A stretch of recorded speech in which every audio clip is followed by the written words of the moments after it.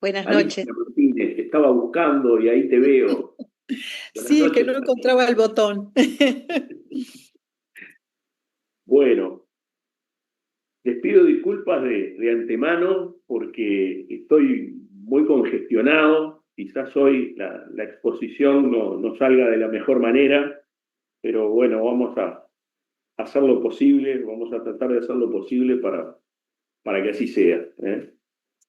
Bueno, hoy, como habíamos anunciado, vamos a abordar el tema poder de dirección del empleador. El poder de dirección del empleador es fundamentalmente dos de sus principales manifestaciones, que son el poder disciplinario y el llamado ius variandi, los cuales revisten un gran interés desde el punto de vista práctico porque, bueno, siempre se da algún caso vinculado a esta temática a lo largo del ejercicio profesional.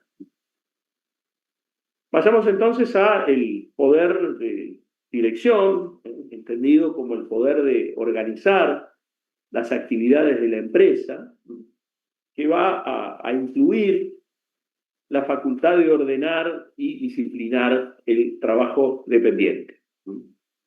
Omití decirles que en la plataforma EVA hay una guía de clase sobre este tema, donde ustedes van a poder ver un punteo de los temas que vamos a desarrollar, ¿no? Como acostumbro a decir, no alcanza con leer la guía de clase. La guía de clase no es más que eso, un punteo de los temas que vamos a abordar a lo largo de la exposición.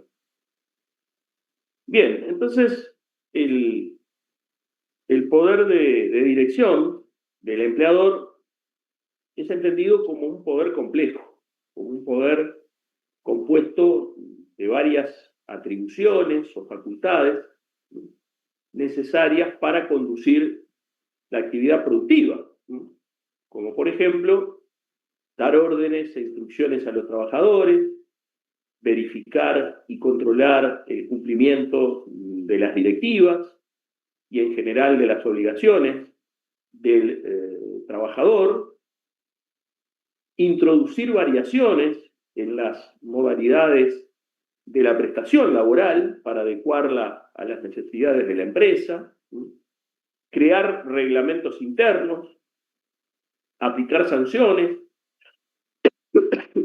para corregir la conducta del trabajador ante incumplimientos contractuales. Como ven ustedes, implica o comprende una cantidad muy variada de atribuciones de facultades. ¿En qué se fundamenta este poder de dirección que tiene el empleador? Bueno, hay distintos puntos de vista desde los cuales abordar esta fundamentación, no opuestos o compatibles entre sí. El poder de dirección, para algunos, se fundamenta en el derecho de propiedad privada. El empleador es muchas veces, no siempre, el dueño, el propietario de los medios de producción.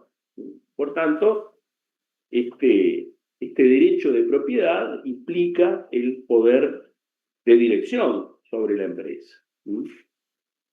Otra fundamentación de este poder de dirección viene dada por, la deben haber visto, la deben recordar, de Laboral Primero, cuando vieron las distintas teorías sobre la empresa, la teoría institucionalista.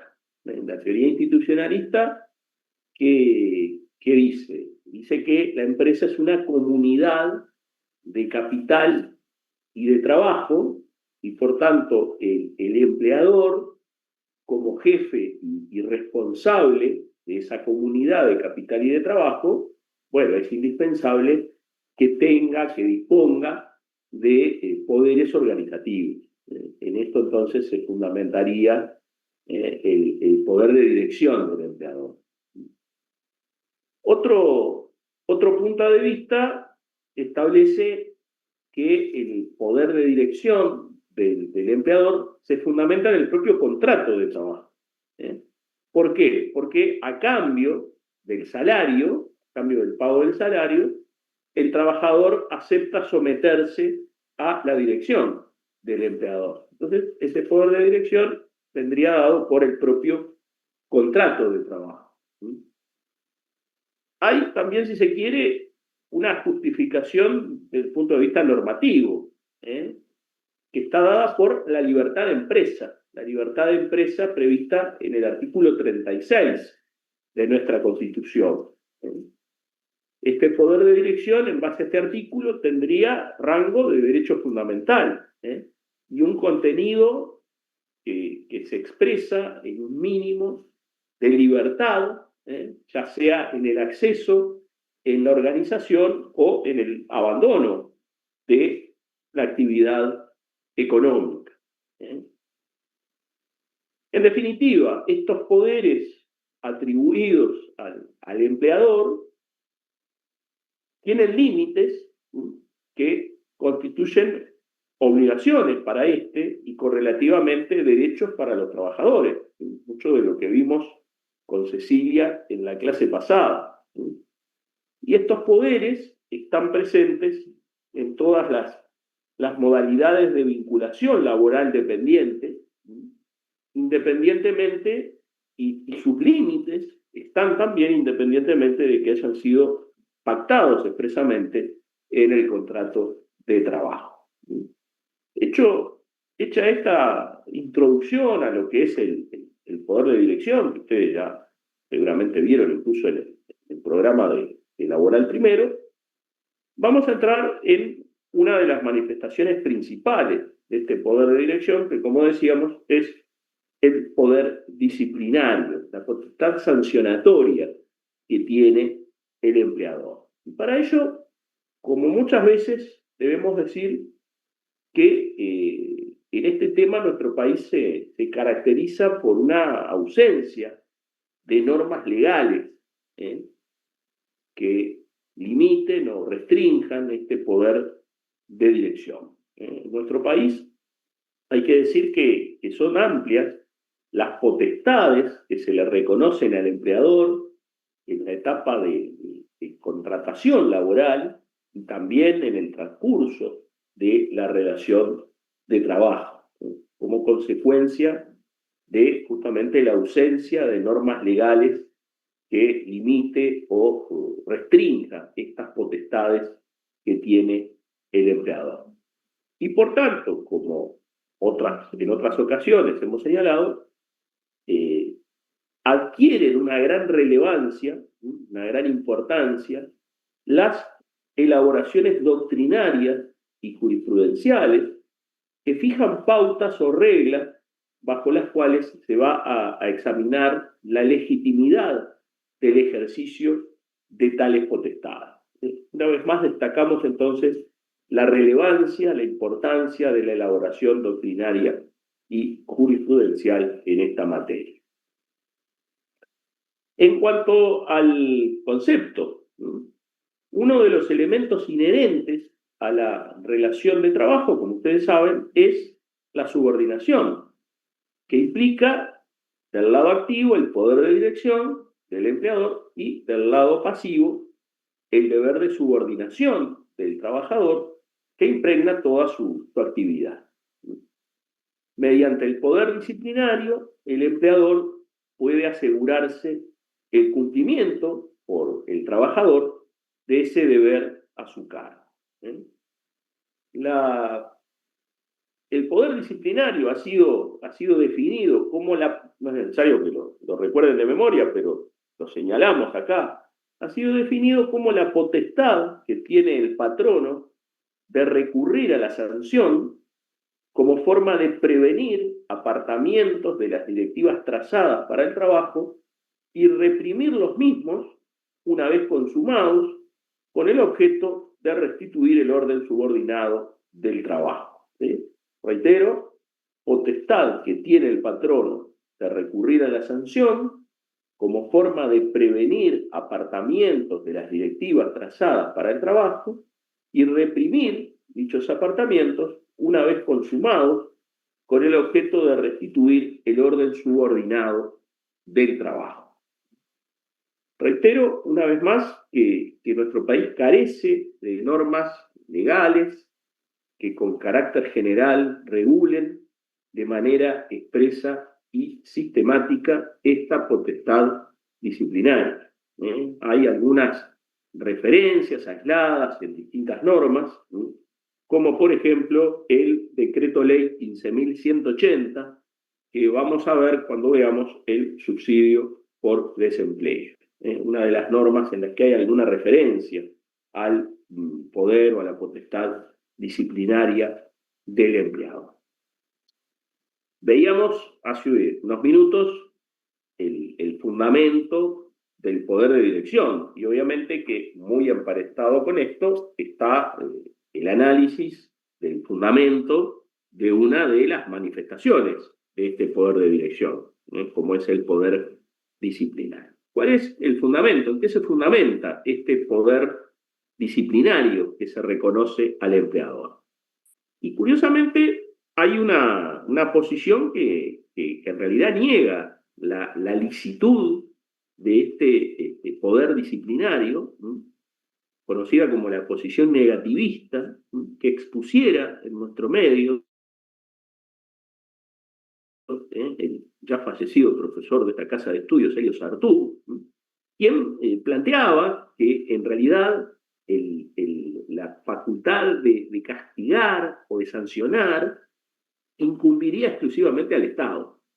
Sería una intrusión el reconocimiento de este poder disciplinario en funciones reservadas singularmente al Estado. Entendía este profesor que el poder disciplinario del empleador contravendría el principio de igualdad de los contratantes. Él sostenía: ninguna persona podría ejercer poder coactivo sobre otra, ni ser a la vez juez y parte en una causa propia. O sea que es un poco lo que sucede con el poder disciplinario. El empleador, de alguna manera, es en una misma causa juez y parte. Esta posición, por supuesto que no es, o que no tiene una repercusión práctica, podríamos decir. ¿Por qué? La mayor parte de los autores y la jurisprudencia reconocen la licitud del poder disciplinario que tiene el empleador.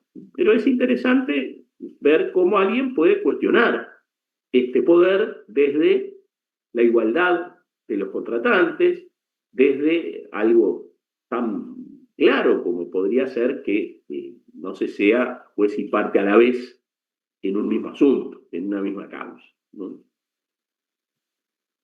Pasemos entonces a ver las teorías, las concepciones que dan fundamento a este poder disciplinario. Me preguntan cómo se llamaba esta teoría que vimos. Se la conoce como la posición negativista, la que niega la licitud, la validez del poder disciplinario del empleador. La teoría clásica o teoría individualista entiende que el poder disciplinario es la consecuencia natural de los derechos del empleador, como hoy señalábamos, basados en el derecho de propiedad y en un contrato que establece un criterio de subordinación jurídica entre las partes. El poder disciplinario es, en este marco, la expresión de una gestión discrecional del empresario que se reserva para sí la prerrogativa de sancionar y rescindir incluso unilateralmente el contrato. Teoría, entonces, clásica o individualista. Otra concepción, otra tesis, otra teoría, la denominada contractualista, que entiende que el poder disciplinario deriva de un contrato mediante el cual los trabajadores se comprometen a prestar su colaboración. ¿Recuerdan la obligación de colaboración que veíamos con Cecilia la clase pasada? Colaboración esta según las normas establecidas inicialmente por la contraparte para asegurar la efectividad de las obligaciones convenidas. Si el trabajador infringe las directivas patronales, desconoce las obligaciones nacidas del contrato y por tanto es pasible de una sanción. Por tanto, se justifica o se fundamenta el poder disciplinario en el propio contrato, en la idea de subordinación.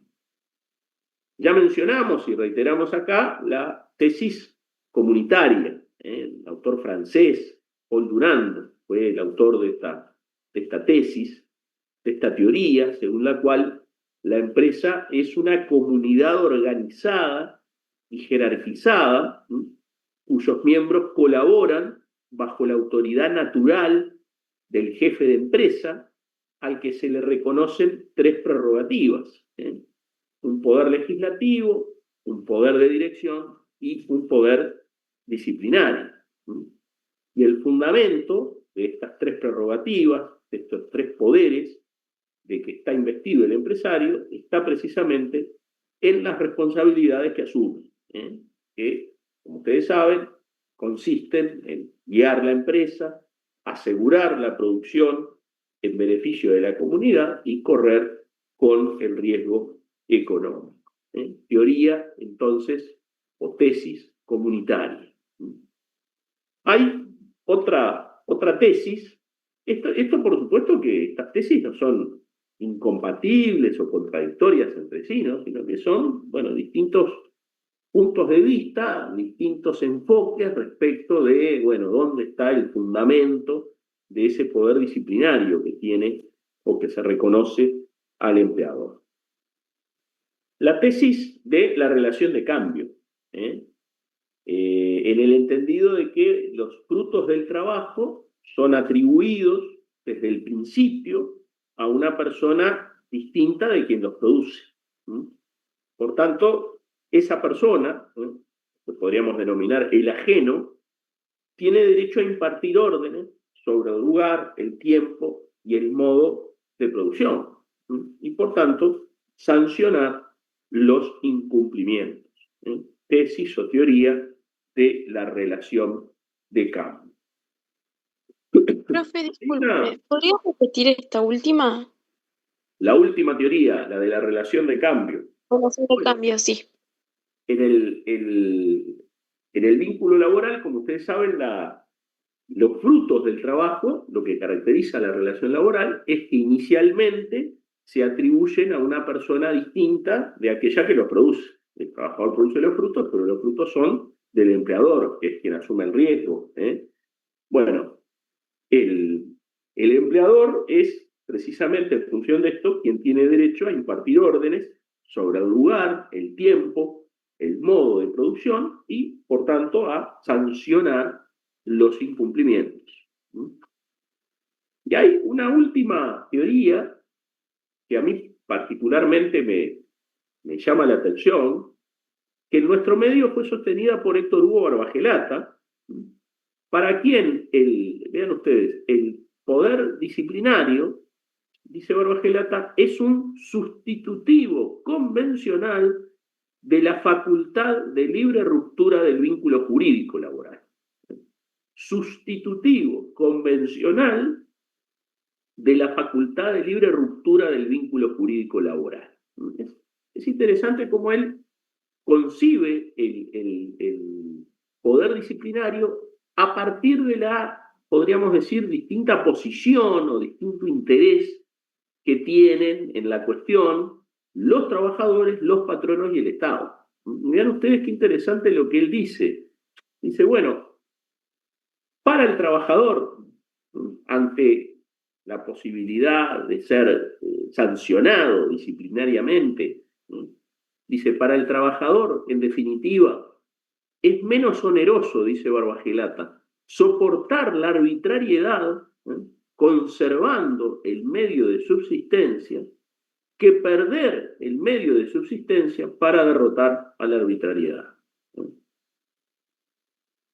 Respecto de los patronos, bueno, en general a los empleadores no les sirve relaciones que continuamente se estén interrumpiendo, se estén extinguiendo. Hay un cierto interés en mantener una cierta continuidad en las relaciones, también del lado del empleador.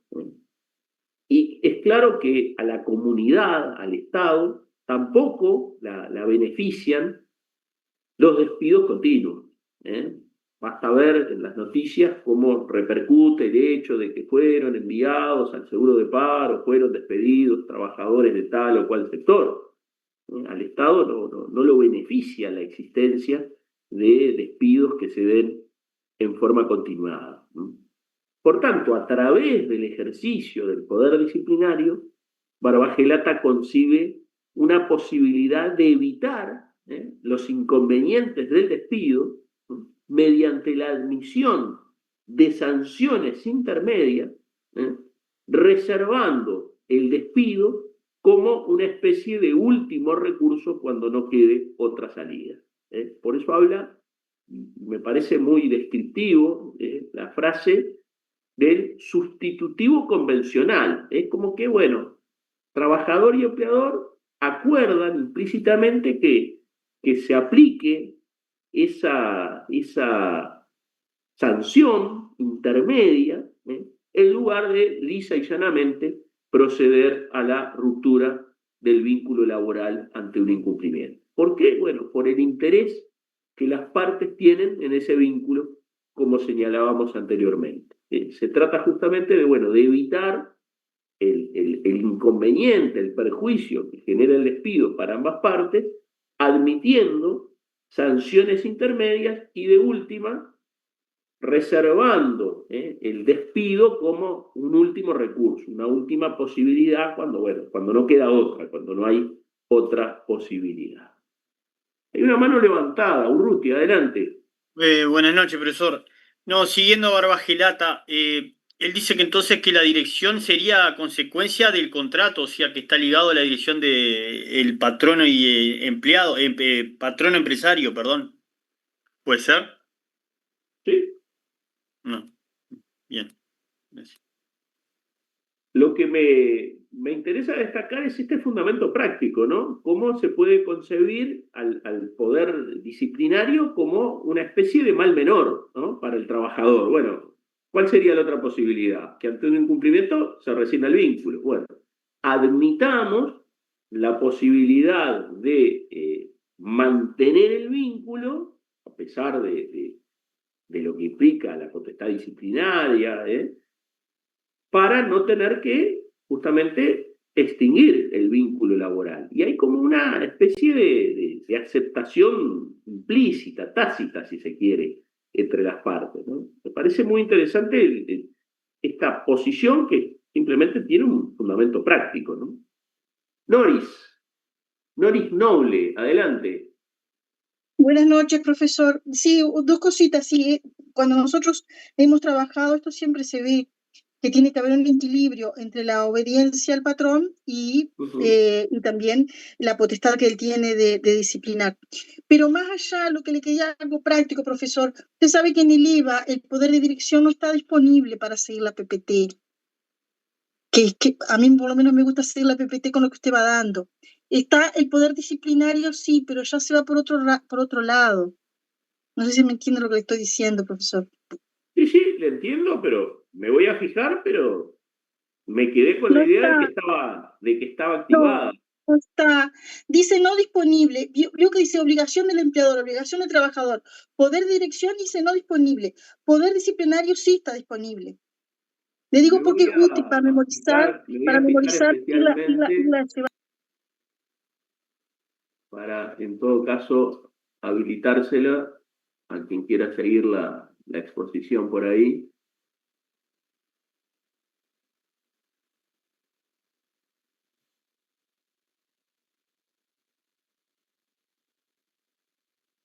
Si me dan un segundito, ya la tenemos.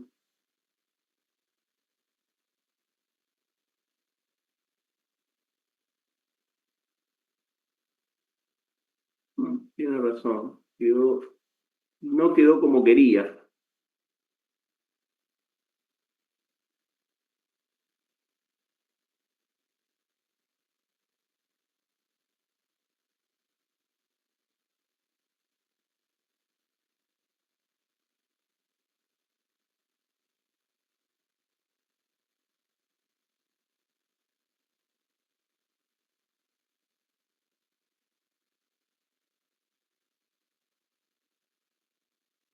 A ver si ahora lo puede ver. Ya refresco la página y me fijo, profesor.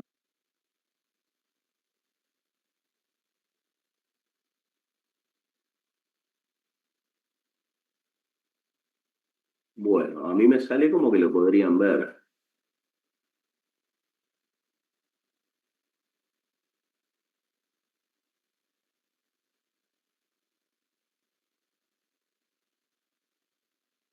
Capaz que a tu compañero le sale, profesor, a mí no me sale no disponible todavía. Ya salí del EVA y entré de nuevo. El que está sale igual. disponible es el que Aún no dice está. poder de dirección, Ahora se disciplinario, ve. no de dirección. Poder disciplinario, dice. Sí, está bien, pero vamos a habilitar también. No, la que importa es poder disciplinario. Bien, Ah. eso se ve ahora. Sí, Las sí, anteriores lo no. que hay en poder de dirección no se preocupen, no. Poder disciplinario, sí. Si pueden ver poder disciplinario, estamos bien. Sí, están las posiciones ahí, las tesis, profe. Sí, sí, perfecto. Bien. Bueno, gracias por la información igual. Bueno, Gracias a usted, profesor. decíamos entonces, o hablábamos del sustitutivo convencional de esa facultad de despedir que tendría el empleador. Había otra mano, Sauche, adelante. Sí, profesor, yo le quería preguntar, como que si nos podría dar un ejemplo de sanción que podría hacer el patrono, porque a mí se me ocurre, por ejemplo, esos incentivos que se dan para, por ejemplo, para llegar en hora, y si no llegas en hora, o llegas tarde, o faltas un día, lo perdés. Como sería un ejemplo Si de me una da unos sanción. minutos ya vamos a llegar a los distintos tipos de sanciones. ¿Está? Ah, ok, le doy tiempo. Gracias. Bien. Otro tema, otro punto vinculado al poder disciplinario tiene que ver con la finalidad. No hay que perder de vista, bueno, cuál es la finalidad de este poder disciplinario. Y la finalidad está dada por corregir, enmendar, encauzar la conducta laboral del trabajador en la empresa, asegurar el adecuado funcionamiento, mantener un clima de mutuo respeto en la comunidad laboral, sancionando la indisciplina y el desorden incompatibles con el efectivo rendimiento de los trabajadores. Y esto que puede parecer superficial es importante porque el poder disciplinario no puede ser utilizado o no debería ser utilizado con fines persecutorios, arbitrarios o discriminatorios. Esto después tiene repercusiones desde el punto de vista indemnizatorio.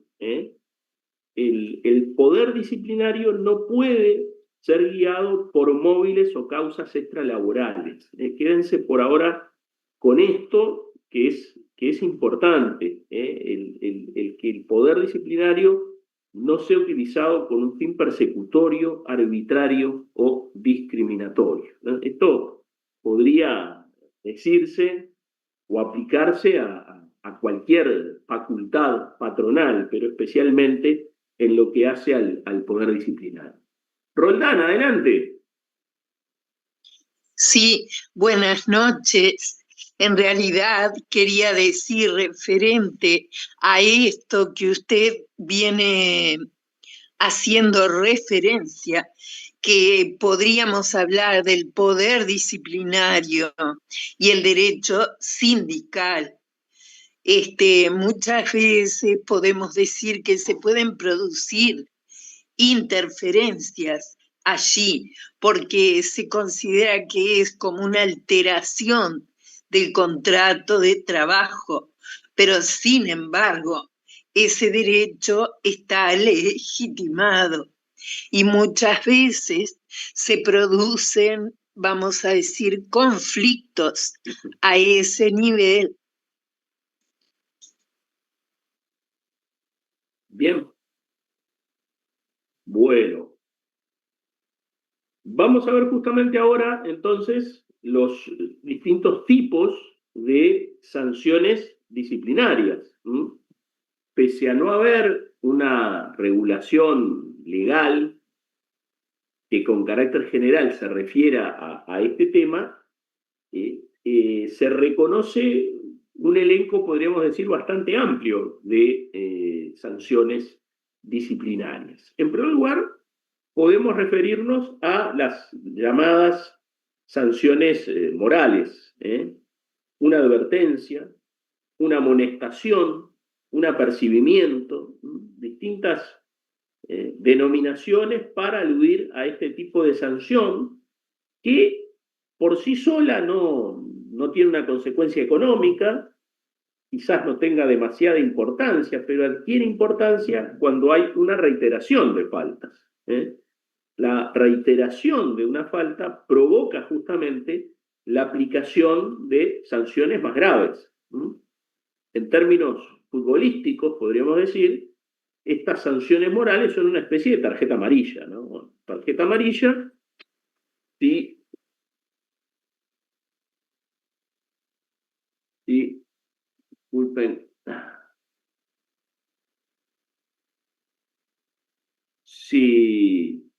si usted persiste en determinada inconducta, bueno, va a ser pasible de una sanción mayor.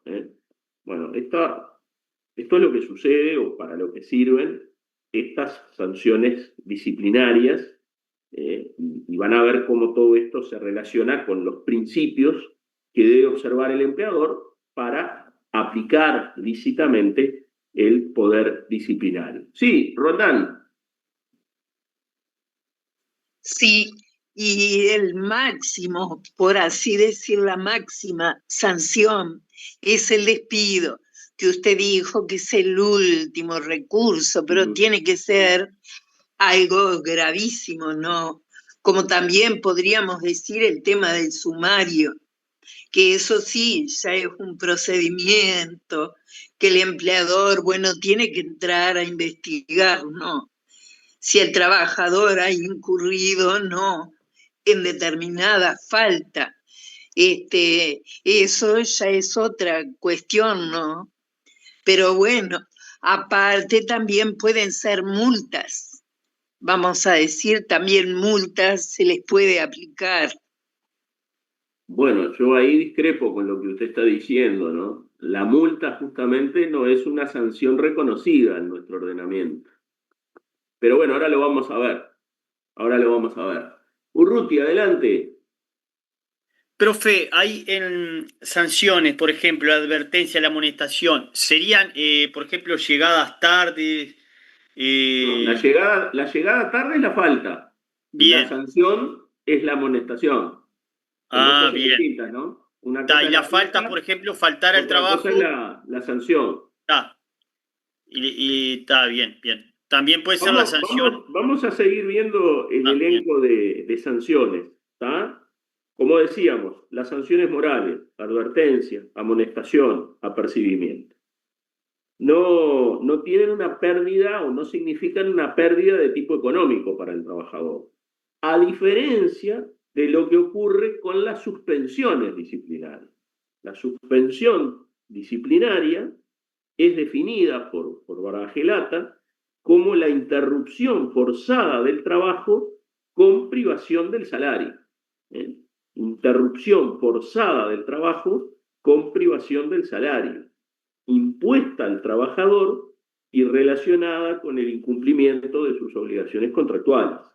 ¿Qué sucede en una, valga la redundancia, suspensión disciplinaria? Bueno, que justamente quedan en suspenso las obligaciones principales de las partes.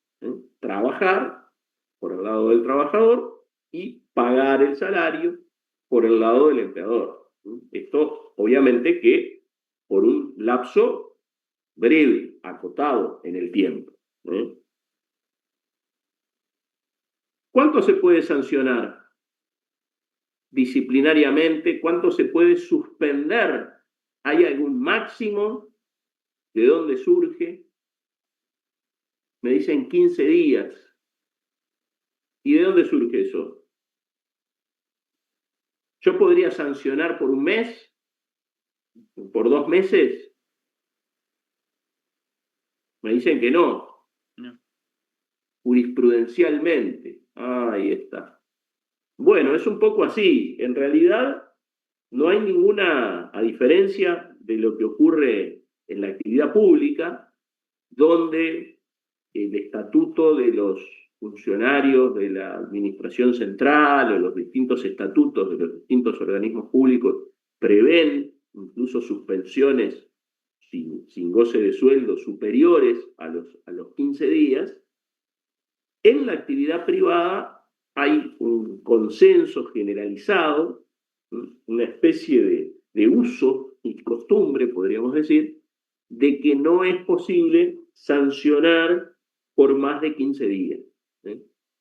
Este es un criterio que viene del antiguo Instituto Nacional del Trabajo, antecedente lejano de lo que hoy es el Ministerio de Trabajo y Seguridad Social, en el que, bueno, se entendía que no podía suspenderse disciplinariamente al trabajador por más de 15 días. Hasta 15 días de suspensión en la actividad privada. Esto, reitero, no surge de ninguna ley, no hay ninguna norma que lo establezca expresamente, pero es un criterio, yo diría que unánimemente aceptado por la doctrina y por la jurisprudencia. Esta posibilidad de aplicar suspensiones disciplinarias aparece como implícitamente reconocida en una ley que vamos a ver cuando veamos el tema de la licencia, la ley 12.590, que cuando habla de las faltas no descontables del beneficio de la licencia, se refiere a la paralización de los trabajos no imputables al trabajador, lo que, a contrario sensu, permitiría sostener que habrían paralizaciones del trabajo imputables al trabajador. Bueno, la paralización del trabajo imputable al trabajador sería justamente una suspensión disciplinaria. Hay una mano levantada. Adelante, Joana. ¿Se arrepintió? No. Bueno. Perdón, no me arrepentí, no me di cuenta que estaba silenciada. Bien, no, pasa que me desapareció de la pantalla. Bueno, adelante. No, bajé la mano. Mi consulta es en cuanto, si hay un límite establecido en cuanto a la separación preventiva del cargo en el ámbito privado. Yo tengo entendido, en cuanto a lo que usted está hablando, que ese tipo de sanciones tienen consecuencia en el salario. Creo que la separación preventiva del cargo no. Usted se refiere a la suspensión preventiva. Bueno, claro, porque si en el ámbito... es muy interesante lo que pregunta, pero si me da unos minutos más o un rato, vamos justamente a hablar de la suspensión preventiva. ¿Tá? Bien, muchas gracias, doctor. Roldán, adelante. Sí, profesor, recién como para retractar lo que dije, porque yo le dije multas, pero en realidad podríamos decir que en nuestro derecho hay una ley, la 9.910, de trabajo a domicilio, que justamente en el artículo 1, en ningún caso se permite la aplicación de multas a los obreros. Y si tomamos la Constitución mexicana, ay, disculpe, porque la verdad que después que lo dije, la de Querétaro, ahí tenemos claro de que consideran que son nulas, vamos a decir, en un contrato de trabajo, las estipulaciones, vamos a decir, de multa, por concepto retener, vamos a decir, por concepto de multa. Claramente que la multa no se aplica. Bien, interesante la mención a la Constitución de Querétaro, pero afortunadamente no necesitamos recurrir a la Constitución de Querétaro para fundamentar que las multas no se aplican en nuestro país, ¿no? Porque si no sería jurídicamente un poco complicado hacer entrar la Constitución de Querétaro, más allá de el bloque de constitucionalidad y los principios inherentes a la personalidad humana y a la forma republicana de gobierno, ¿no? Pero bueno, volviendo a las sanciones. Sanciones morales, advertencia, amonestación, apercibimiento. Suspensiones disciplinarias. Lo más importante es que tienen una repercusión económica para el trabajador. Desde el momento que es suspendido disciplinariamente, no cobra salario por el tiempo que dure la suspensión. Ya aclaramos que el máximo aplicable es de 15 días. Hunter, adelante. Quería consultarle justo respecto a lo que está diciendo, porque siempre tradicionalmente tengo entendido que se vislumbró al tema de la sanción que repercute económicamente sobre el trabajador, pero que también ha habido un ver las sanciones morales desde cómo afecta a la psiquis y la salud de las personas con respecto a lo que es, no capaz que sin llegar a la persecución laboral o al hostigamiento, a generar daño, pero de otro tipo. Se ha avanzado, tengo entendido, en este punto. Particularmente nosotros hemos logrado avanzar, porque he escuchado algunas normas europeas, pero nunca he escuchado de acá, sí, con respecto a el exceso de sanciones que son muy difíciles de probar. Bueno, toca varios puntos ahí. Yo lo que le pediría es abordar esto cuando veamos las distintas defensas que tiene el trabajador frente a un uso abusivo de esta facultad patronal. Me parece que ahí podemos encontrar algún punto de contacto con lo que está diciendo, para abrirnos de tema. ¿Ah? Entonces, la compañera hizo referencia a las multas. Las multas son, digamos, ubicadas como una posible sanción disciplinaria, pero para justamente negar su validez. Es decir, son aplicables las multas en nuestro país. La compañera ya se retractó a lo que dijo inicialmente. La multa implica también una retención, o mejor dicho, una pérdida del salario para el trabajador, pero en este caso consistiría en una retención por parte del empleador de parte o todo el salario del trabajador. En la suspensión disciplinaria no hay prestación laboral, no hay salario. Por eso Barbagelata habla de una interrupción forzada del trabajo con privación del salario. Acá, a diferencia de la suspensión, al aplicarse una multa, habría trabajo sin retribución o con una retribución parcial.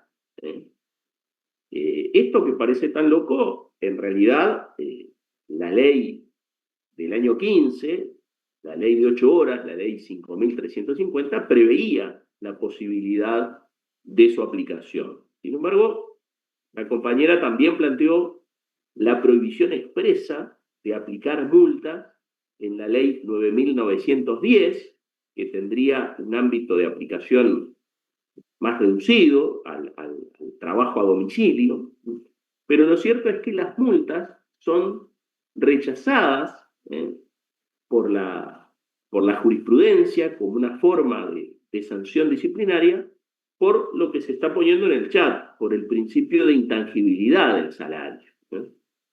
Si el trabajador cumplió la función, no se le podría descontar, esto sería un descuento indebido, que requeriría de una ley, de un laudo o de un convenio colectivo que así lo estipulase. Esto expresamente a partir de la aprobación en nuestro país del Convenio Internacional del Trabajo número 95. Establece este principio de intangibilidad del salario. Yo agregaría incluso que no solo el principio de intangibilidad, a mi modo de ver, habría una especie de enriquecimiento injusto del empleador que vería satisfecha la prestación laboral, pero en cambio no tendría que pagar por ella. Ese es el motivo por el cual las multas no son admitidas como sanción disciplinaria en nuestro ordenamiento. Cáceres. Buenas noches, profe. Tengo una consulta, profesor. Entiendo que obviamente no hay una norma general que regule esto. Ahora, por el tipo de sanción que estamos viendo, entiendo que hay una proporcionalidad.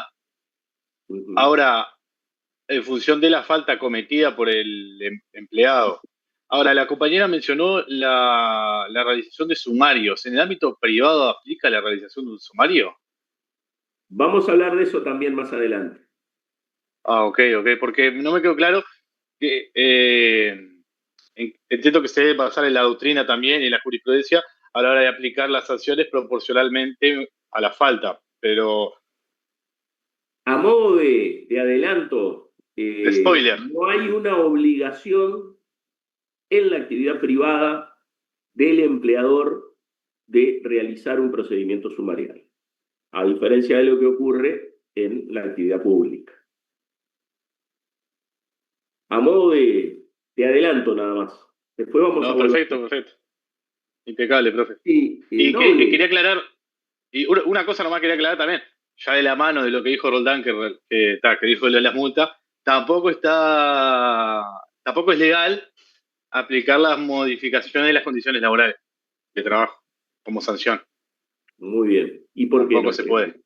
¿Por qué? Y porque tienen origen convencional en el contrato, en la relación laboral. Si yo me contratan para realizar determinada tarea en determinado lugar, no se me puede aplicar eso como sanción. Bueno, por una cuestión de justamente... Todos estos temas están muy conectados, ¿no? Porque usted está hablando de esa posibilidad de variar ciertas condiciones de trabajo, lo que se conoce como sanción. Sí, pero estoy diciendo como sanción. Claro, ese es el tema, que si bien se reconoce el ius variandi, la jurisprudencia en forma unánime entiende que el ius variandi no puede tener una finalidad sancionatoria, porque se desvirtuaría el fundamento del instituto. Debe reconocer una necesidad organizativa, pero si de sancionar se trata, bueno, para eso el ordenamiento provee al empleador de estas otras sanciones, no un cambio de tareas, ¿no? O sea que esa es otra de las sanciones que no se reconocen en nuestro país. Y le agradezco que lo haya dicho. La modificación de condiciones de trabajo. No se puede modificar condiciones del contrato de trabajo como forma de sanción en ejercicio del poder disciplinario.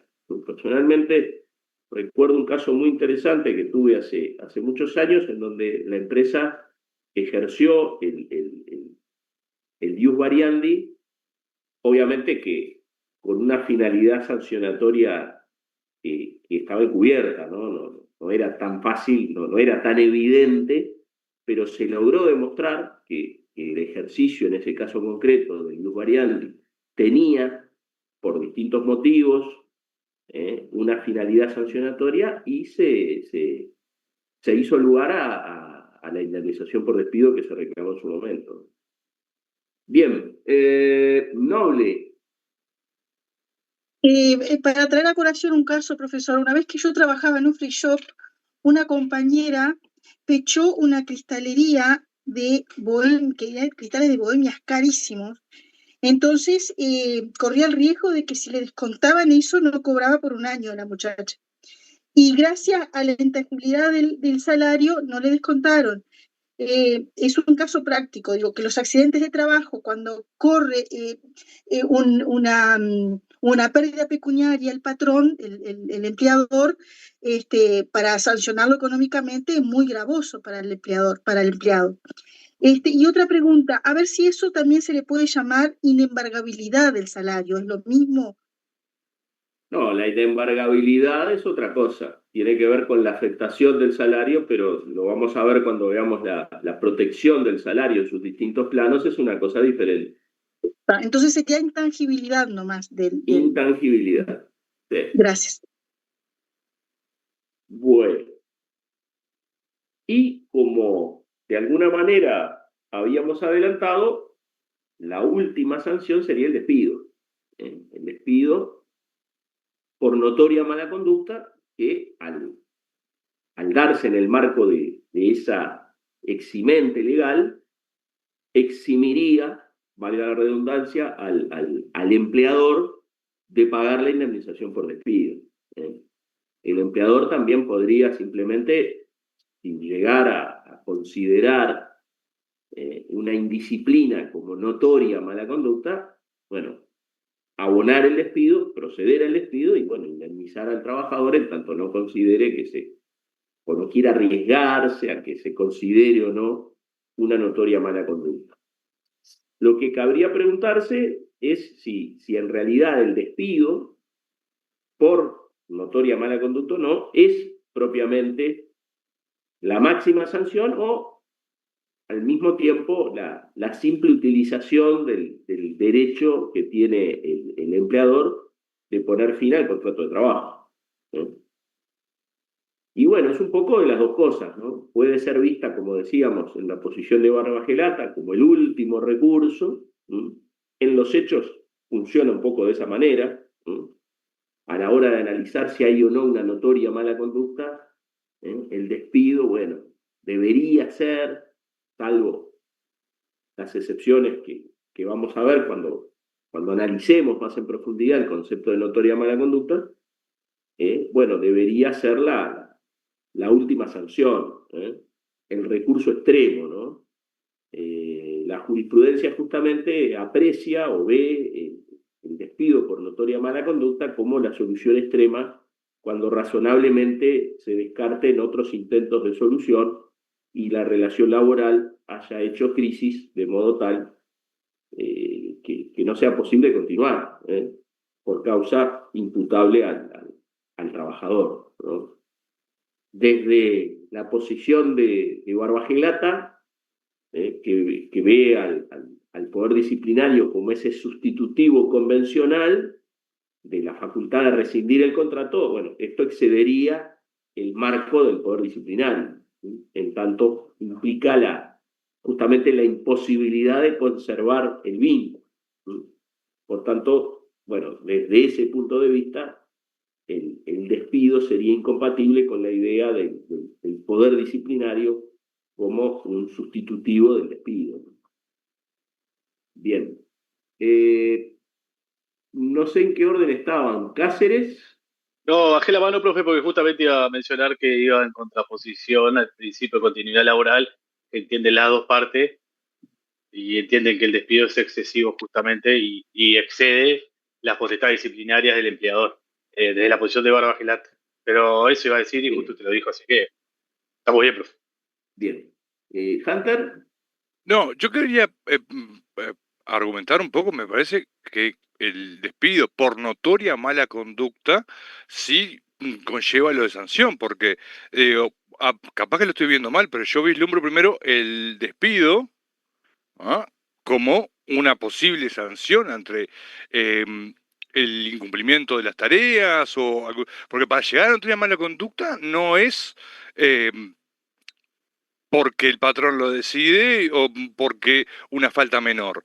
Entonces, me parece que se puede apreciar que al perder el derecho al despido, si el despido es un derecho, lo pierde, hay una sanción de tipo económico que muy regulada por la ley, pero me parece que la parte sancionatoria, o estoy haciendo mal al anteponer primero el despido común al despido por notoria mala conducta. A ver, lo que nosotros tratamos de significar es que el despido en los hechos, el despido por notoria mala conducta, en los hechos viene a funcionar como la sanción máxima.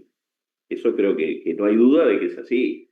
Es más, en la propia configuración de la notoria mala conducta, para la cual puede bastar un solo hecho gravísimo que ponga en crisis el vínculo laboral y permita al empleador dar por terminado la relación laboral si el trabajador tenga derecho a indemnización, pero en la configuración de la notoria mala conducta, cuando no es por un hecho grave, un único hecho, importa justamente la reiteración de faltas por el trabajador. Se configura la notoria mala conducta como consecuencia de distintas sanciones previas. Importan los antecedentes previos del trabajador. Lo que nos estábamos planteando, más bien de un punto de vista teórico, es, bueno, el despido por notoria mala conducta, ¿es ejercicio del poder disciplinario? Bueno, podría ser visto así, o más que eso, es la propia facultad que tiene el empleador de decir, bueno, hasta aquí llegó nuestra relación. Y si logra configurar una notoria mala conducta, no tendrá que indemnizar, y si no lo logra, bueno, tendrá que indemnizar. Por eso yo les decía incluso que puede directamente ni siquiera entrar en la discusión de si eso no es notoria mala conducta. Y, bueno, proceder al despido, abonando la correspondiente indemnización. Era simplemente eso lo que queríamos señalar. Por supuesto que en la práctica, y especialmente para el trabajador que es despedido por notoria mala conducta, eso funciona como la sanción máxima, ¿no? El despedirlo por notoria mala conducta, con consecuencias incluso, no solo en el vínculo con su empleador, sino hasta si se quiere, con la seguridad social, donde pierde el subsidio por desempleo, ¿no? Pero era simplemente eso lo que queríamos significar. Joana, adelante. No, iba a decir eso también, lo que queda en la causal queda en BPS también como notoria mala conducta, que eso en cierta parte también perjudica, digo, al trabajador como antecedente. Por lo menos obliga al trabajador a través de un procedimiento judicial lograr una sentencia que en definitiva le dé la razón para después poder hacerla valer ante el BPS y eventualmente cobrar el subsidio por desempleo, ¿no? Sí, eso mismo quería acotar. Pero también hay que tener en cuenta, y nos estamos yendo un poco por las ramas y hablando de un tema que vamos a ver mucho más adelante, que no necesariamente el subsidio por desempleo se pierde por notoria mala conducta. Razones disciplinarias que no lleguen a configurar notoria mala conducta también privan al trabajador del cobro del subsidio por desempleo. No sabía eso. Retomando el tema del poder disciplinario y yendo ahora concretamente a los límites. ¿Cuáles son los límites del poder disciplinario? Bueno, el profesor Raso hace una distinción entre lo que él denomina límites internos o funcionales y límites externos o normativos. Los primeros, los internos o funcionales, responden a principios subyacentes en la concepción que una colectividad dada tiene del hombre, del trabajo y de la actividad productiva. Según este autor, son límites imprecisos que reposan en el contrato o derivan de la concepción jurídica del propio ordenamiento u obedecen a un cuadro mínimo de garantías constitucionales relativas a la protección del trabajador. Y en estos límites ubica Raso el interés objetivo de la empresa. La empresa, para sancionar, tiene que tener un interés objetivo. Tiene que respetar la dignidad humana del trabajador, y hay límites también vinculados en este ámbito a la implementación del principio de legalidad.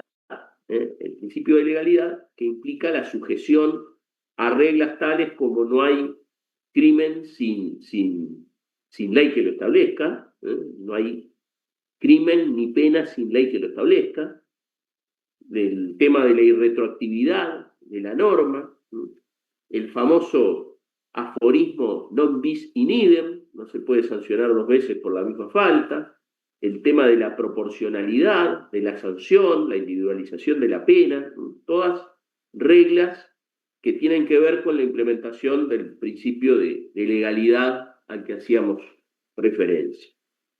Botero. Una pregunta, no sé si estoy razonando bien. Ahí, en caso de que no se cumpliera eso, ¿sería ilícito? Bueno, si se vulnera uno de estos límites que menciona el profesor Razo, habría que concluir que hay un ejercicio ilícito del poder disciplinario y bueno, y por tanto el trabajador encontraría ahí fundamento para activar alguna de las defensas que vamos a ver.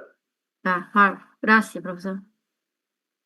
Decíamos entonces que por un lado hay límites internos o funcionales y Razo alude por otro lado a límites externos o normativos. Y aquí ubica a las normas de origen etático, como son las leyes, los decretos, y a normas de origen extraetático, como son los convenios colectivos, los usos y costumbres y los reglamentos internos. Del punto de vista práctico, seguramente lo más interesante es apreciar o valorar los principios que debe observar el empleador a la hora de ejercer su poder disciplinario. Esto de que se reconozca la existencia de ciertos principios supone una superación de una antigua posición jurisprudencial, según la cual el juez, la justicia, no podía intervenir, no podía ingresar al examen de las facultades del empleador, en el entendido de que ingresar a cuestionar las facultades del empleador sería contrario a la libertad de industria y comercio y al derecho de propiedad. Vean que esto tiene su vinculación con aquella posición que veíamos del derecho de propiedad del empresario. Bueno, hoy esto obviamente no funciona de esta manera. El Poder Judicial puede analizar la licitud del ejercicio de cualquier facultad patronal. Ninguna facultad patronal es irrestricta. Y esto supone una serie de pautas, de reglas, de principios que nos sirven para valorar la licitud, la legitimidad del ejercicio del poder disciplinario.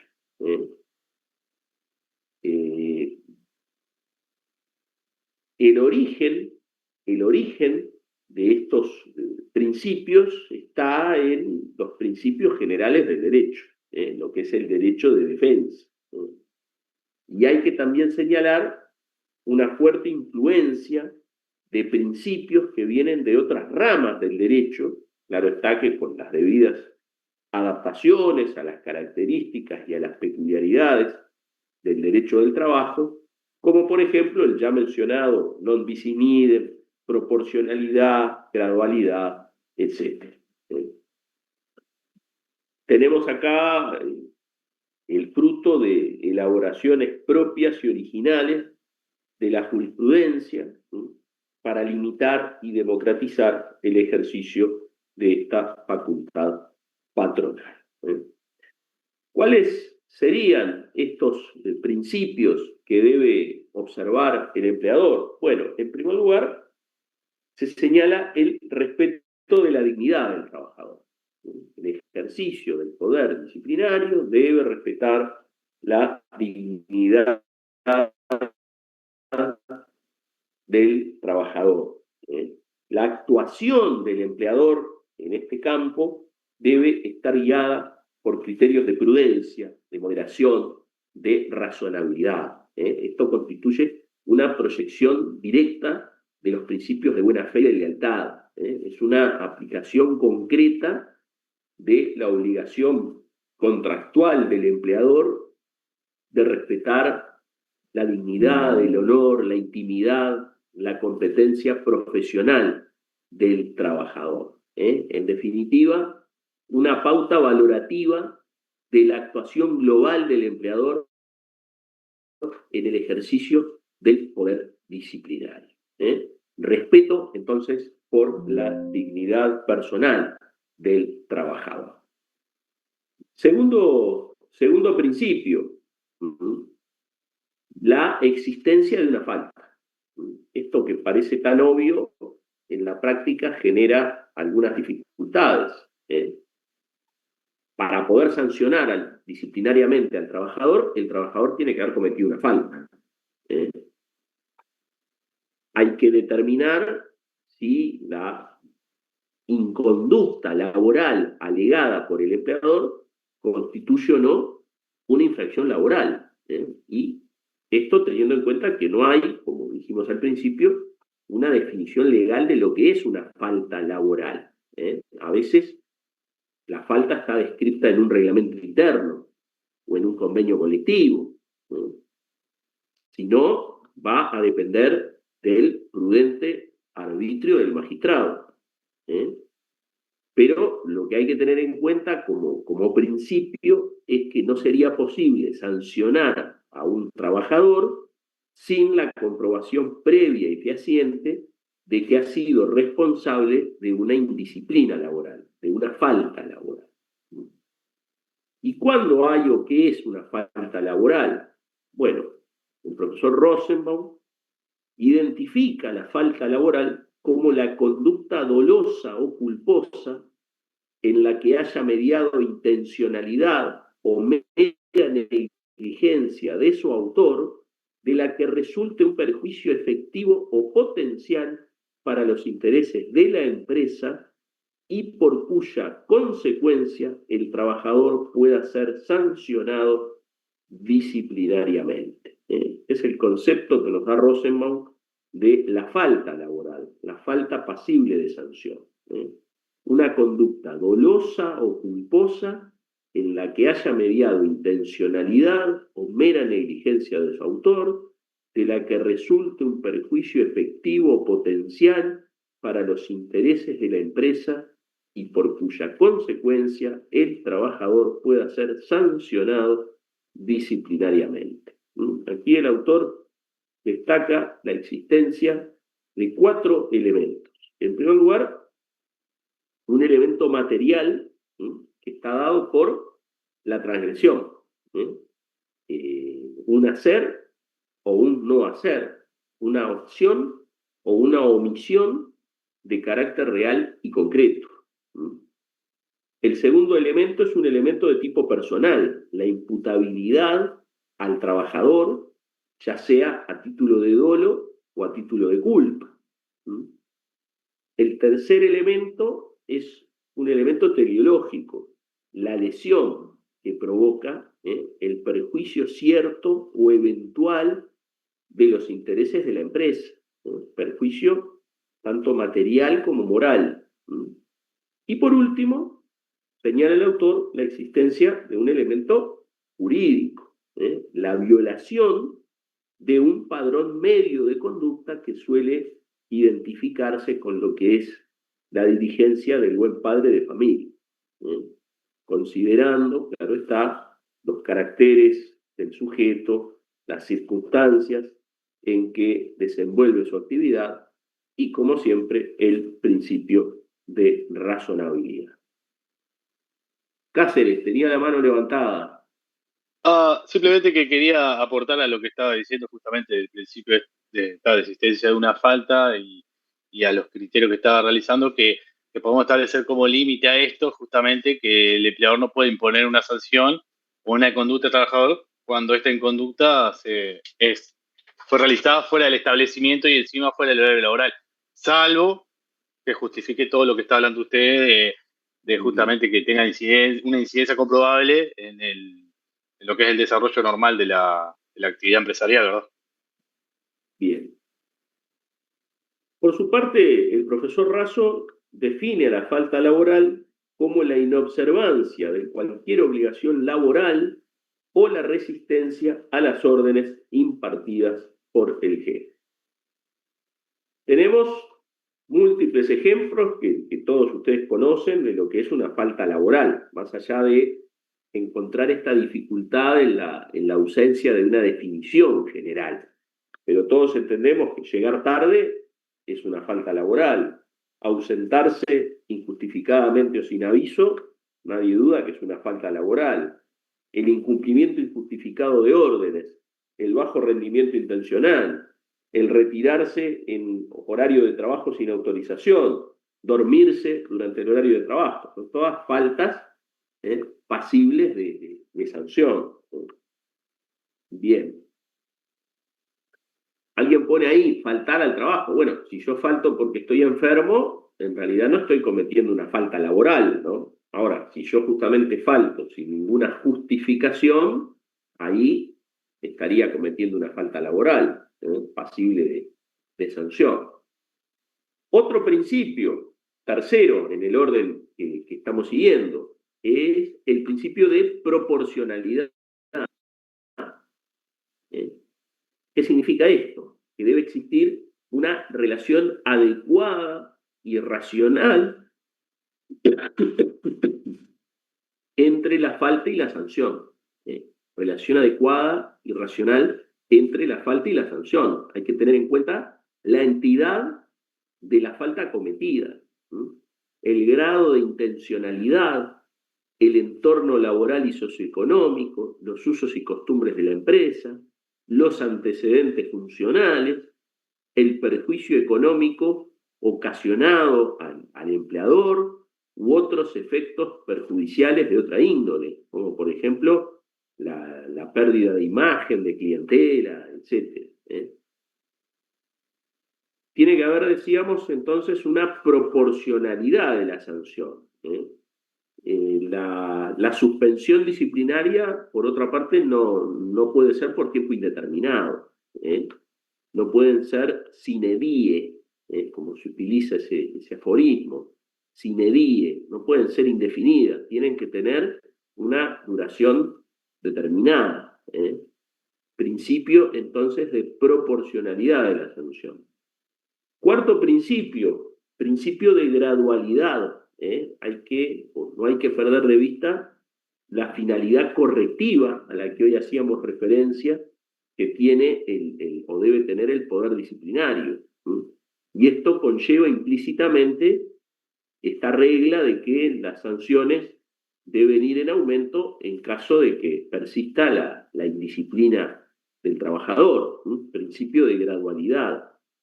Principio de inmediatez. Quinto principio. Tiene que haber una contemporaneidad entre la falta y la sanción. Tiene que haber una adecuada temporalidad entre el momento en que se cometió la falta y fue conocida por el empleador y la oportunidad en que se impuso la sanción. Vulneraría la seguridad jurídica sancionar de manera sorpresiva y extemporánea por un hecho del pasado que el empleador no objetó ni censuró en su debido momento. Yo no le puedo decir, no, lo sanciono ahora porque hace un año usted incurrió en una falta sin aviso. Parece contrario a este principio de la inmediatez, y contrario a la propia finalidad correctiva y enmendatoria de la conducta del trabajador. Por supuesto que inmediatez no significa que tenga que ser ya, inmediata. Hay, obviamente, que tener en cuenta el tamaño de la empresa, la cantidad de trabajadores, los mecanismos administrativos internos para adoptar resoluciones, bueno, eventualmente la complejidad de la falta que pudo haber, en la que pudo haber incurrido el trabajador.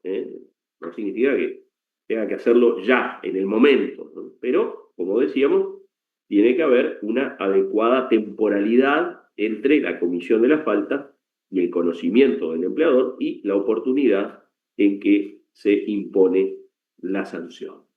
Dos Santos.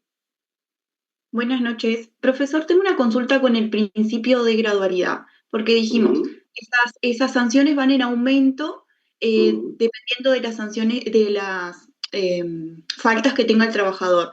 Pero yo lo puedo sancionar, por ejemplo, por faltas injustificadas a trabajar y que no presenta un comprobante correspondiente de que tuviera un problema de salud, por ejemplo, ¿no? Y después pasa el tiempo, comete otro tipo de falta. Y ahí igualmente se aplica esa gradualidad o también depende de la falta o se mide en la práctica la gravedad de esa falta. Bueno, yo creo que la respuesta está dada por la propia finalidad que tiene el instituto, ¿no? Si yo en su momento lo sancioné porque llegaba tarde y después me veo en la necesidad de sancionarlo por otra cosa absolutamente diferente, y siempre teniendo en cuenta que esto no está regulado en ninguna ley que nos dé las pautas con carácter general, y que yo lo que tengo que hacer es justamente, bueno, aplicar estos principios respetando la finalidad del instituto. Yo personalmente me inclinaría por, o sea, la gradualidad en la medida en que se trate, podríamos decir, del mismo tipo de falta, ¿no? Es una opinión un poco personal.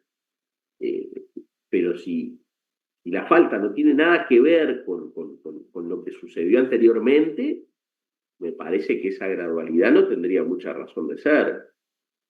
Pero esto puede ser muy discutible. De todas formas, creo que tiene que haber o sea, todos los principios juegan su rol concomitantemente, ¿no? O sea, están además en cierta forma relacionados, ¿no? La gradualidad, la inmediatez, la proporcionalidad, parece que Claro, en mi caso es interactúan, como que me puse a pensar en de ese manera principio. tal que en el caso que usted me plantea, reiterando de que no hay una norma que con carácter general, legal, norma legal, que resuelva el punto, atendiendo a la finalidad, bueno, yo debería ver por qué es que se lo sancionó anteriormente y si ello justifica la aplicación del principio de gradualidad cuando quizás la falta no tenga absolutamente nada que ver, ¿no? Bien, porque también me ponía a pensar en este principio de que usted mencionaba, ahora se me fue cuál era, pero me olvidé, pero de que sea proporcional, perdón, de que, ¿no? Según la gravedad de la situación. O sea que habría que analizar cada situación en concreto a ver. Exactamente, es que eso es lo que debe quedar claro de todo esto.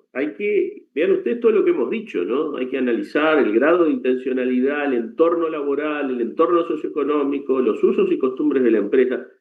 Si una empresa, por decirlo de alguna manera, tolera determinadas conductas, a veces en el lenguaje, en fin, yo como empleador no puedo un día decir, bueno, no, ahora usted está sancionado porque utilizó un lenguaje, ¿no? Si yo lo toleré normalmente, bueno, tendría en todo caso que anunciar previamente un cambio en lo que es el relacionamiento, la forma de comportarse en tal y cual aspecto para válidamente poder aplicar algún tipo de sanción, ¿no? Gracias. Alicia, adelante, Alicia. Nada, un pequeño aporte, que también tenemos que tener en cuenta en esos casos, aplicando razonabilidad y también igualdad, que hace ese empleador respecto de otros trabajadores. Si hay un trabajador que llega todos los días tarde y nadie le dice nada y yo justo un día se pierdo el ómnibus y bueno, me aplican una sanción de 5 días, no va a haber ni proporcionalidad ni razonabilidad y tampoco va a haber una situación de igualdad respecto de, digamos, del resto de mis compañeros o de algunos. Eso nada más. Perfecto. Cáceres. Estaba Adriana, profe, antes que yo. Bueno, de León entonces. Bueno, me dice que siga. La pregunta es rápida, profesor. Cuando usted dice que hay que tener en consideración los antecedentes del empleado, ¿Hay una especie de barajar y dar de nuevo o pueden recriminarse a la hora de reiteración de falta? Por ejemplo, porque estamos hablando de esto de los principios de gradualidad, proporcionalidad, etcétera, diciendo, bueno, para llegar al despido hay que hacer, o sea, tiene que haber una serie de inconducta. Ahora, ¿le puedo recriminar a un trabajador una inconducta de hace 10 años?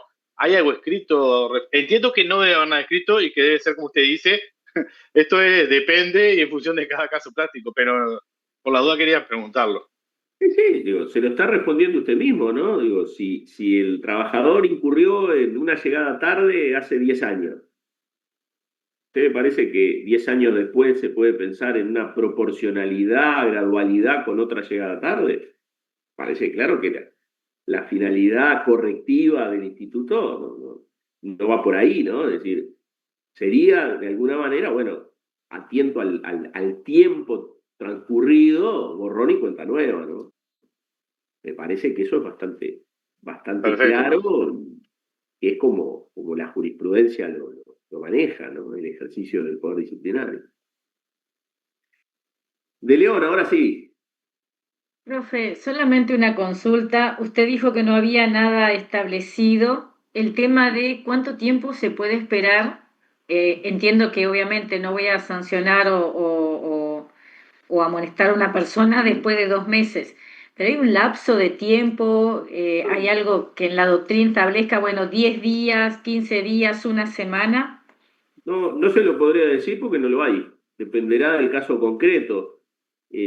Pensando en voz alta y para tener un parámetro, no es lo mismo una empresa donde quizás la falta cometida por el trabajador llegue a conocimiento de las autoridades por cuestiones burocráticas en una semana, 15 días, que una empresa donde la actividad es prácticamente familiar, ¿no? Trabaja el dueño con 2 o 3 personas más, las faltas las conocen, trabajan simultáneamente, qué pasó, ya está, ya lo puede decidir, no necesariamente de manera inmediata, pero dentro de un marco de temporalidad razonable, ¿no?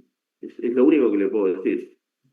Perfecto. Los casos extremos son los que a veces nos permiten, bueno, descartar ciertas cosas, ¿no?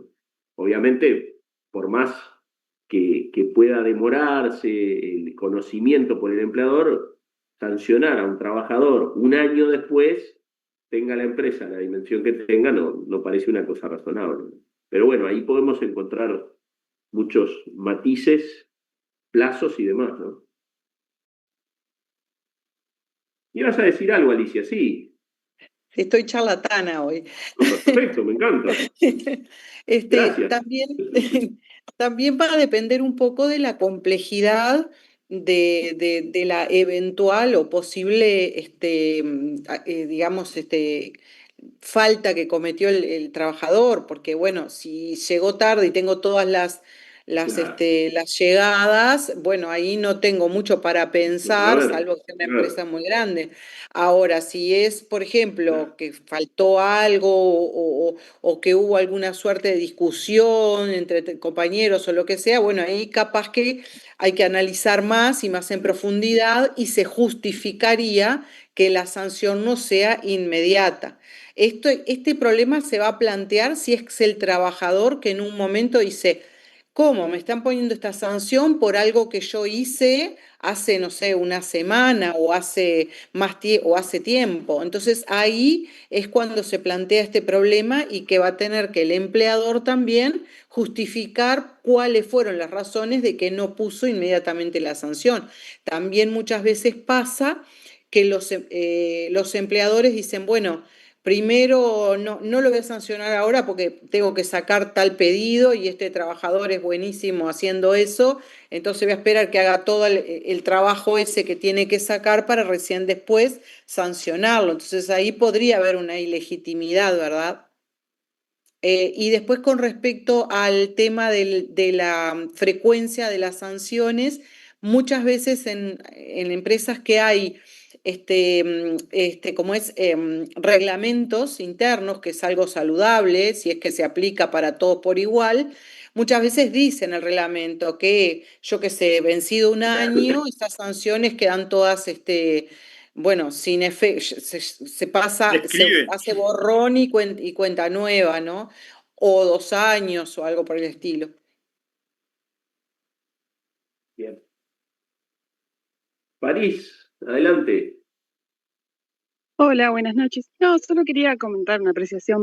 En mi experiencia como trabajadora, en esto lo que he visto es que hay una diferenciación muy grande entre las empresas grandes que ya vienen como capacitándose en cómo documentar bien, en cómo proceder, que tienen protocolos, que tienen formas de actuación desde los recursos humanos. Eso hace que sea mucho más fácil para el juez a la hora de dictar una sentencia porque tienen mucho más mecanismos y documentado todo. La dificultad mayor se ve en empresas pequeñas, familiares o chicas, donde todo el trabajo es un poco más precarizado, por decirlo de alguna forma, o más antiguo, y ahí es más difícil de probar ciertas cosas porque no hay como un registro de todo el funcionario por sí, entonces muchas veces se acudan los testigos y todo eso y hace que sea más complicado. Sí, es tal cual como usted lo está planteando, ¿no? Es decir, la empresa grande que ya tiene experiencia en este tipo de cosas, generalmente se maneja mucho mejor a través de la oficina de personal, maneja mucho mejor este tipo de situaciones que el empleador que no tiene experiencia, que tiene que capaz que en el momento consultar a un abogado, lo consulta de manera tardía, después que ya tomó decisiones inadecuadas o ilícitas, y bueno, eso también hace mucho a la cuestión, ¿no? Indudablemente que es así como usted dice. Bueno, y quedarían por ver otros principios, pero dado a lo avanzado de la hora, lo vamos a dejar junto con otros temas para la clase que viene. Había alguien que tenía la mano levantada, Dos Santos, sí.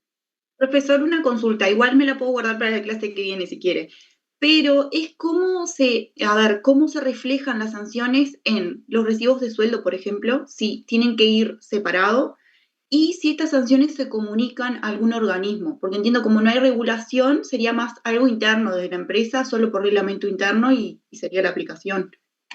Comunicar, no se comunican a ningún lado. Es decir, en todo caso se establecen, se registran en el libro de registro laboral, cosa que muchas veces en la práctica no se hace, pero debería hacerse. Y después, con respecto a cómo se documenta en el recibo, bueno, si es una amonestación que no tiene consecuencia económica, no necesita obviamente registrarla en el recibo. Pero si implica una pérdida económica, 1 o 2 días de suspensión, se pondrá suspensión disciplinaria, 2 días, tal importe perdido, y bueno, y eso es como lo va a documentar, ¿no? Claro, No mi hay, pregunta iba más por si había que distinguir entre una falta común y una falta por sanción. Bueno, yo creo que sería conveniente distinguirlo, más allá de que económicamente el efecto sea el mismo, pero del punto de vista probatorio y por lo que vamos a ver con los principios la clase próxima, sugeriría hacerlo de esa manera, ¿no? Bien, muchas gracias. Y nos queda de León, y si no hay nadie más, cerramos. Le hago solo una pregunta, o capaz que usted me dice si va a tocar más adelante el tema, es cuando se sanciona o se suspende un trabajador y una vez que se retira del lugar, digamos que se lo notifica, va al BPS y se certifica por ese mismo periodo en que fue suspendido. No sé si va a tocar el tema o no. Me genera curiosidad eso también. La viveza criolla que le llaman. Exacto, por eso. Y bueno, yo creo que en realidad ahí pasa por la rapidez en las comunicaciones correspondientes, ¿no? Si la empresa rápidamente comunicase al BPS que el trabajador se certificó, que el trabajador fue sancionado, no correspondería la certificación, ¿no? Pero bueno, es un tema un poco de hecho, ¿no? Pasa con con el tema del despido también, a que lo están por despedir, que bueno, va y se certifica y se sigue certificando. Esos son los aspectos patológicos, digamos, de la realidad con los que uno muchas veces tiene que convivir y donde no hay soluciones legales, sino que hay aspectos prácticos que bueno, que hay que ver cómo uno los maneja desde el punto de vista profesional, ¿no? Pero bueno, es así.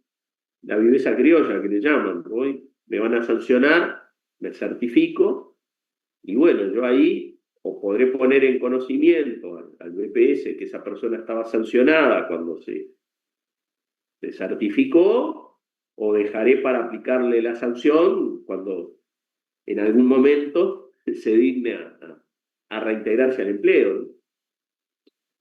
Pero bueno, ahí depende de distintas consideraciones que se harán en el momento, ¿no? En casos de despidos a veces es hasta por horas, porque a veces se despide al trabajador y el trabajador va y se certifica. Entonces ahí hay que ver qué fue primero, si la baja al BPS o la certificación, ¿no? Entonces, eso sí es todo de la práctica. Hay una obligación de comunicar inmediatamente la baja, Claro, ¿no? Creo que hay exacto. 24 horas de plazo, creo. Sí. Lo Pero cual siempre muchas veces es nada, ¿no? Es nada. Y acá más todavía lo que decía la compañera respecto de las empresas grandes y las empresas chicas, ¿no? Imagínense un empresario que tiene él que manejar capaz que el cese o decirle al contador en todo caso, y bueno, distinta la situación de la gran empresa que bueno, que ya tiene mucho más aceitados, por decirlo de alguna manera, todos esos mecanismos y todas esas cuestiones administrativas, ¿no? París, y bueno, agradeciendo obviamente a todos los que participaron, y vamos cerrando. Adelante. ¿Qué otra cosa que se produce también es cuando hay contratos de 3 meses y la mujer queda embarazada y se debate mucho entre cuándo la empresa tomó conocimiento y cuándo no, y si le corresponde despido? Todo un gran tema que vamos a ver con mucha más profundidad cuando veamos los llamados despidos especiales. Bueno, vamos a continuar la clase próxima entonces. Dejamos por acá. Buen descanso y nos vemos el día miércoles. Gracias, Alicia. Saludos. Buenas noches.